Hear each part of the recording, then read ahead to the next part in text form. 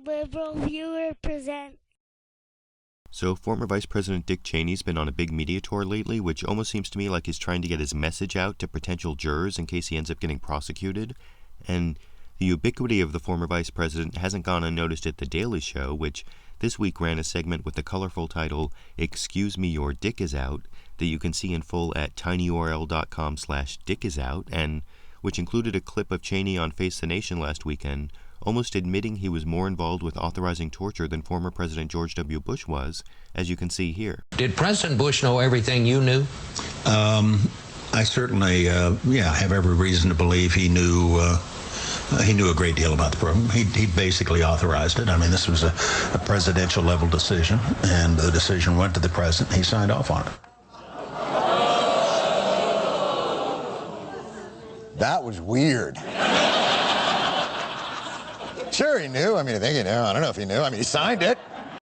Now, not only did Cheney give that odd answer about whether he knew more about torture than Bush did, but I also noticed from watching the full Bob Schieffer interview of Dick Cheney that you can see for yourself at tinyurl.com/facecheney that Dick Cheney forgot two words, one of which is very important, when he claimed waterboarding and other torture techniques were justified in this clip. Now, if you'd look at it from the perspective of a senior government official, somebody like myself, who stood up and took the oath of office on January 20th of 2001 and raised our right hand and said we're going to protect and defend the United States against all enemies, foreign and domestic.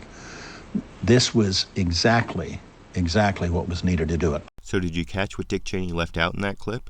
Well, not only did Cheney recite the introductory words from the presidential oath requiring a promise to, quote, preserve, protect, and defend the Constitution of the United States, unquote, before using the ending words of the vice presidential oath requiring a promise to, quote, support and defend the Constitution of the United States against all enemies, foreign and domestic, unquote.